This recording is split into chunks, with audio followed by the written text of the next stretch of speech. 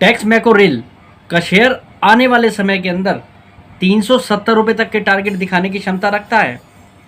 कहने का मतलब अपने करंट भाव 140 रुपये से आपको 250% तक का रिटर्न दे सकता है। और ये जो 1000 करोड़ रुपए का QIP टैक्स मैको के मैनेजमेंट ने पिछले फ्राइडे को पास किया है, ये इस कंपनी की री रेटिंग होने में बहुत बड़ी मदद करने वाला है, क्योंकि इसके अंदर वो कारण छुपे हुए हैं जिसके कारण री रेटिंग होगी। और साथ ही साथ मैं आपको एक बात और बता देता हूँ, टैक्स मैको रेल एक ऐसी कंपनी है, अगर हम रेलवे सेक्टर के अंदर प्राइवेट कंपनियों की बात करें, जो वैगन्स बनाने वाली कंपनियां हैं, जो इनका कोर बिजनेस है, उस हिसाब से ये कंपनी काफ़ी सस्ते वैल्यूएशन पे इस समय मिल रही है। और इस कंपनी की री रेटिंग किन कारणों से होगी, और आज मैं आपको ये भी बताऊंगा किन कारणों से इस कंपनी का शेयर प्राइस आज अंडर वैल्यूड दिख रहा है, और ऐसे क्या कारण होंगे जो आने वाले समय में इस शेयर की री रेटिंग करेंगे, इसको चलने में मदद करेंगे। और साथ ही साथ इस वीडियो के अंदर आपको कंपनी को लेकर कंप्लीट डिटेल कंक्लूजन मिलने वाला है। आपको इसके बाद कंपनी को लेकर कोई संदेह नहीं रहेगा आपके मन में। चलिए वीडियो को शुरू करते हैं।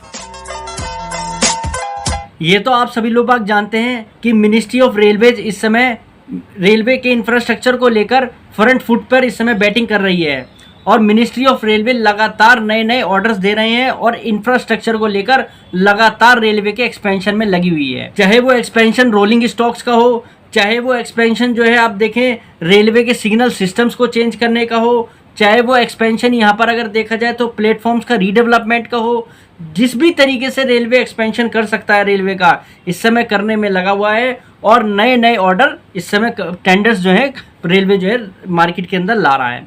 अब बात करते हैं आज के हमारे टॉपिक टैक्स मैको रेल की। दरअसल जिस तरीके से रेलवे यहाँ पर ऑर्डर्स ला रहा है और लगातार फ्रेट वैगन्स को अपने फ्लीट के अंदर शामिल कर रहा है और बड़े बड़े ऑर्डर दे रहा है, इसमें टैक्स मैको रेल जैसी कंपनी को एक बहुत बड़ा फायदा यहाँ पर हो रहा है। और टैक्स मैको रेल का जो पोर्टफोलियो है वो देखा जाए तो बेसिकली रेलवे को ही समर्पित है। टैक्स मैको रेल इस समय जो है फ्रेट वैगन्स बनाने के कारोबार में लगी हुई है, मेट्रो के ट्रैक्स बनाने के कारोबार में लगी हुई है, रेलवे के ट्रैक्स बनाने का कारोबार करती है, सिग्नल सिस्टम से भी रिलेटेड ये कंपनी कारोबार करती है, और साथ ही साथ कंपनी का कास्टिंग स्टील कास्टिंग से रिलेटेड भी बिजनेस है, और ये भारत की ओनली एक्सपोर्टर है स्टील कास्टिंग के प्रोडक्ट्स को लेकर। और ये कंपनी फ्रेट वैगन्स को एक्सपोर्ट भी करती है। कंपनी का बिजनेस इस समय Libya, Sri Lanka, Nepal, Vietnam, Africa जैसी कंट्रियों के अंदर एट प्रेजेंट चल रहा है। और साथ ही साथ अगर हम बात करें तो इस कंपनी ने अभी पिछले साल लगभग 3073 वैगन्स बनाकर सप्लाई भी किए हैं प्राइवेट और गवर्नमेंट सेक्टर को। और देखा जाए तो गवर्नमेंट के जितने भी फ्रेट वैगन्स को रिलेटेड जो बड़े ऑर्डर्स हैं उनके अंदर इस कंपनी को सभी ऑर्डर में पार्टिसिपेशन करने का मौका मिलता है। और सबसे बड़ी बात तो ये है कि जो इस कंपनी की ऑर्डर बुक है वो रिसेंटली अभी एक बड़े ऑर्डर के कारण जंप होकर लगभग 9000 करोड़ रुपए के आसपास पहुंच चुकी है। और कंपनी की माने तो कंपनी को लगभग 20 से 25% का मार्केट शेयर मिलता है सभी सरकारी टेंडर्स के अंदर, क्योंकि कंपनी के पास वो कैपेसिटी है कि कंपनी अच्छे बड़े ऑर्डर्स को यहाँ पर पूरा कर सके। और मैनेजमेंट की माने तो कंपनी को जो इस साल रेलवे लगभग 40,000 वैगन का एक ऑर्डर जारी करने वाला है फ्रेट वैगन्स का, उसमें लगभग 20 से 25% का शेयर मिलने की उम्मीद है। कहने का मतलब इस कंपनी को ये लगता है कि इस साल लगभग इनके पास 10,000 फ्रेट वैगन्स बनाने का एक नया गवर्नमेंट से ऑर्डर आने वाला है। और कंपनी के पास पिछले भी ऑर्डर इस समय काफ़ी अच्छे खासे मौजूद दिखाई दे। और अभी रिसेंटली एक इंटरव्यू में जब मैनेजमेंट से इन ऑर्डर्स को रिलेटेड तो सवाल पूछा गया कि आप क्या इनको इजीली एग्जीक्यूट कर पाएंगे समय से, तो मैनेजमेंट का ये कहना है कि गवर्नमेंट जो भी ऑर्डर जारी करती है उन पर कैपेसिटी देखकर ही ऑर्डर्स कंपनी को दिए जाते हैं। और साथ ही साथ कंपनी अपनी प्रोडक्शन कैपेसिटी को लगभग 30 से 35% रैंप अप करने की तैयारी में लगी हुई है। जो कंपनी पिछले लास्ट क्वार्टर के अंदर Q4 के अंदर लगभग 1400 वैगन्स की प्रोडक्शन कर रही थी, वो अपनी कैपेसिटी को लगातार बढ़ाने में लगी हुई है। तो ये बता रहा है कि कंपनी अपने ऑर्डर को ईजिली आगे आने वाले समय में एग्जीक्यूट कर सकती है। अब मैं आपके साथ कुछ ऐसे पॉइंट डिस्कस करने वाला हूं जिनके कारण ये कंपनी आज इतने सस्ते वैल्यूएशंस पे मिल रही है, और ऐसे क्या कारण होंगे जिनके कारण ये कंपनी की यहाँ पर री रेटिंग होगी, वो सभी पॉइंट्स मैं आपके साथ अब डिस्कस करने जा रहा हूँ। सबसे पहले तो आप ये जानिए कि इस कंपनी की परफॉर्मेंस दरअसल 2014 के बाद से ही रेलवे सेक्टर के अंदर ऑर्डरों की भरमार शुरू हुई थी, और 2014 में जो कंपनी 515 करोड़ रुपए की सेल कर रही थी, आज 2023 में उसके पास लगभग 2600 करोड़ रुपए की सेल्स है। कहने का मतलब अपनी कंपनी ने अपनी सेल को पिछले 10-12 सालों के अंदर बहुत तेजी से रैंप अप किया है। ये इसका एक सबूत है। पर कंपनी के साथ वाकई में ही एक सच बात जरूर है कि कंपनी के प्रॉफिट में यहाँ पर दिक्कत है, क्योंकि कंपनी ने FY14 के अंदर लगभग 17 करोड़ रुपए का प्रॉफिट दिखाया था, जो कि FY23 के अंदर लगभग 20 करोड़ के पास है। और Q1 FY24 के अंदर इस कंपनी ने देखा जाए तो जबरदस्त वापसी की है अपने प्रॉफिट को लेकर, क्योंकि कंपनी के अदर एक्सपेंसेस यहाँ पर घटते हुए दिखाई दे रहे हैं जो कंपनी के ऊपर बोझ बने हुए थे। कंपनी ने Q1 FY24 के अंदर लगभग 17 करोड़ रुपए का प्रॉफिट दिखाया है, जो कि फाइनेंशियल ईयर 2023 के अंदर लगभग ऑल ओवर ईयर का 20 करोड़ रुपए का प्रॉफिट था। इस साल इस कंपनी का प्रॉफिट यहाँ से सीधा 4 गुना होता हुआ दिखा रहा है पिछले साल के मुकाबले। ये कारण भी कहीं ना कहीं रहा है कि ये शेयर नीचे से इतनी तेजी दिखाता रहा है आपको पिछले कुछ समय के अंदर। अब बात करते हैं मेन बात जिसका कारण है इस वीडियो को बनाने का। कैसे ये कंपनी का शेयर प्राइस सस्ता है और किस रेट पर ये महंगा हो जाएगा और इसके शेयर प्राइस में किन कारणों से तेजी आएगी। एक प्रॉफिट ही तेजी का कारण नहीं है, अब मैं आपको और कारण भी बताने वाला हूं। आप समझिए, ये QIP इस कंपनी के लिए बहुत बड़ी रीरेटिंग कराएगा। ये QIP भी बहुत बड़ा है इस कंपनी के लिए। हिंडाल्को जैसी कंपनी के साथ एल्यूमिनियम वैगन बनाने के लिए टाई अप करना, ये भी बहुत बड़ी न्यूज़ है इस कंपनी के साथ। अब आप जरा पेन और कॉपी ले लीजिए, साथ साथ लिखते चलना जो मैं आपके साथ बोल रहा हूँ। आप इस चार्ट को बना लीजिए, ये चार्ट आपकी आंखें खोलने वाला है। प्राइवेट सेक्टर की हम 3 कंपनियों को उठा लेते हैं जो इसी सेगमेंट के अंदर काम कर रही है, जुपिटर वैगन्स, टीटागढ़ वैगन्स और टेक्समैको रेल। जुपिटर वैगन की ऑर्डर बुक है इस समय 6000 करोड़ रुपए की।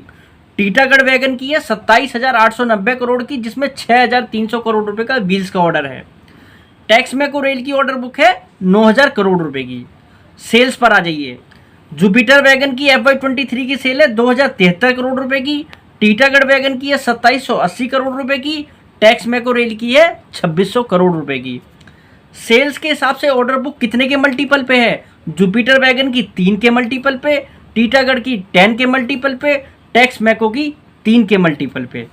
प्रॉफिट आफ्टर टैक्स 2023 का, जुपिटर वैगन 125 करोड़ रुपए, टीटागढ़ वैगन 138 करोड़ रुपए, टेक्समैको रेल 20 करोड़ रुपए। प्रॉफिट आफ्टर टैक्स मार्जिन, सब कुछ काट पीट के जो इनका मार्जिन है काम के अंदर, जुपिटर वैगन 6%, टीटागढ़ वैगन लगभग 5% और टेक्समैको 1% के नीचे। कहने का मतलब इंडस्ट्री में जो प्रॉफिट आफ्टर टैक्स मार्जिन है वो इस समय हाईएस्ट 6% का है। अब बात करते हैं मार्केट कैप की।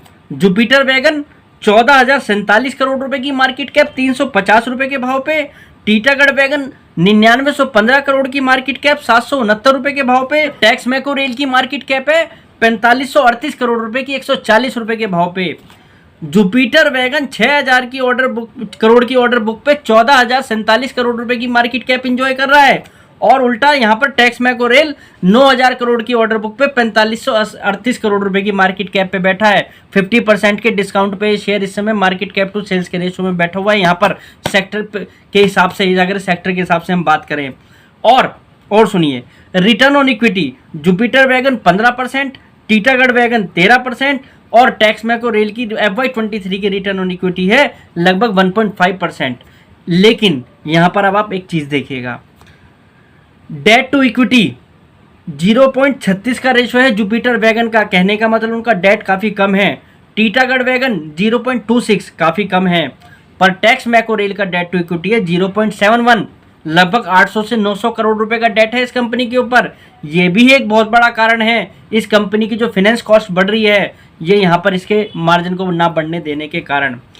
पर FY24 के फर्स्ट क्वार्टर के अंदर इस कंपनी ने लगभग 650 करोड़ रुपए पे जो प्रॉफिट दिखाया, 17 करोड़ रुपए के आसपास का प्रॉफिट दिखाया है, जो कि ये बता रहा है कि इस कंपनी ने अपने प्रॉफिट आफ्टर टैक्स मार्जिन को लगभग 2.5% से ऊपर पहुंचा दिया है, जो कि 1% से कम था।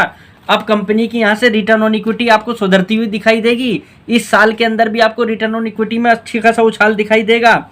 मतलब हो सकता है इस साल इस कंपनी की रिटर्न ऑन इक्विटी लगभग 5 से 6% के आसपास पहुंच जाए। इसमें काफ़ी अच्छा उछाल दिखेगा। मार्केट कहीं ना कहीं इस चीज़ को यहाँ पर देख रहा है। और ये जो 1000 करोड़ रुपए का QIP कंपनी करने जा रही है, इसका पैसे का यूज़ आपको पता है कहाँ होना है? इस पैसे का यूज़ डेट रिडक्शन में होना है। कंपनी की फाइनेंस कॉस्ट घटने वाली है और साथ ही साथ प्रोडक्शन रैंप अप करने के लिए उस पैसे को यूज़ करा जाएगा। तो ये कंपनी के ऊपर ये अतिरिक्त बोझ किसी भी रूप में अब नहीं आता हुआ दिखाई देगा आपको कंपनी की बैलेंस शीट में। और जब कंपनी का मार्जिन सुधरेगा तो सीधा सीधा कंपनी का प्रॉफिट सुधरेगा, कंपनी का प्रॉफिट सुधरेगा तो कंपनी का ईपीएस बढ़ेगा, कंपनी का ईपीएस बढ़ेगा तो कंपनी का रिटर्न ऑन इक्विटी बढ़ेगा, कंपनी का रिटर्न ऑन इक्विटी बढ़ेगा तो कंपनी के वैल्यूएशन यहाँ से रीरेट होंगे। ये सब एक चीज़ें एक तरीके की ट्रेन है, एक दूसरे से सभी चीज़ें जुड़ी हुई हैं, इसलिए आपको शेयर की रीरेटिंग यहाँ पर होती हुई दिखाई देगी। अब वो रीरेटिंग में ये शेयर कहाँ तक जाता हुआ दिखाई दे रहा है, अब जरा उसकी बात कर लेते हैं। जैसा मैंने आपको बताया कि जुपिटर वैगन की रिटर्न ऑन इक्विटी 15% और प्राइस टू बुक कंपनी को मिल रहा है 17 का मल्टीपल। टीटागढ़ वैगन 13 की रिटर्न ऑन इक्विटी FY23 के हिसाब से और प्राइस टू बुक मिल रहा है 11 का। यहीं अगर हम टेक्स मैको रेल की बात करें, रिटर्न ऑन इक्विटी लगभग 1.5% की थी और कंपनी को प्राइस टू बुक मिल रहा है 3.48 का। अब फाइनेंशियल ईयर 2024 के हिसाब से देखें तो कंपनी अगर इस साल 5 से 6% की ROE बनाने जा रही है तो इस कंपनी को रिटर्न ऑन इक्विटी के हिसाब से क्या मिलना चाहिए प्राइस टू बुक, लगभग 4.25 का मल्टीपल इस कंपनी को मिलना चाहिए, 4.25 से 5 का। तो इसके हिसाब से ये कंपनी 41 रुपये की बुक वैल्यू वाली कंपनी को लगभग 4.25 का बुक वैल्यू भी लगाते हैं तो 175 रुपये का भाव इस कंपनी का रिसेंटली होना चाहिए जिस हिसाब से कंपनी परफॉर्म कर रही है। तो लगभग 174 रुपीज़ का प्राइस होना चाहिए इस कंपनी का आने वाले कुछ महीनों के अंदर ही इस फाइनेंशियल ईयर के हिसाब से। और थोड़ा सा अगर आप इसको लॉन्ग टर्म के हिसाब से भी देखें, 1.5 साल का भी नज़रिया आप इस कंपनी को दे दें और समय दे दें और जिस हिसाब से कंपनी परफॉर्म कर रही है आप इसकी रिटर्न ऑन इक्विटी पर ध्यान दीजिएगा। इस कंपनी ने अगर रिटर्न ऑन इक्विटी 10 के आसपास अचीव कर ली, जो कि पॉसिबल है क्योंकि कंपनी ने बीच में आज से 2-3 साल पहले अच्छा खासा प्रॉफिट दिखाया था, तो इस हिसाब से ये कंपनी लगभग यहाँ से जो है आपको 370 रुपये तक का भी टारगेट दिखा सकती है कि हम 41 रुपये की बुक वैल्यू के हिसाब से और 10% की ROE बनाने वाली कंपनी को अगर 9 का मल्टीपल यहाँ पर मिलता है तो ये कंपनी लगभग 370 रुपये का आपको टारगेट प्राइस दिखा सकती है आने वाले 1 से 1.5 सालों के अंदर। तो ये क्लियर कट यहाँ पर दिखा रहा है कि टेक्स मैको रेल के अंदर एक काफ़ी लंबी अच्छी प्लानिंग चल रही है कंपनी के मैनेजमेंट के द्वारा, जिसके कारण कंपनी की यहाँ पर री रेटिंग होने के बहुत सारे कारण दिखाई दे रहे हैं। ये साक्षात मैं आपको जो चीज़ें दिखा रहा हूँ ये कंपनी के इन प्लान्स के अंदर दिखाई दे रही है जो मैंने आपके साथ डिकोड करने की कोशिश की है। उम्मीद करता हूँ टेक्स मैको रेल को लेकर आज आपके काफ़ी हद तक डाउट्स क्लियर हो गए होंगे और फर्दर अगर कोई ऐसी बड़ी न्यूज़ इस कंपनी को लेकर आएगी तो मैं एक नई वीडियो आपके साथ लेकर आऊँगा, उसका कंपनी पर क्या इम्पैक्ट होगा वो भी आपको बताऊँगा। आज इस वीडियो को यहीं पर समाप्त करते हैं। नमस्कार।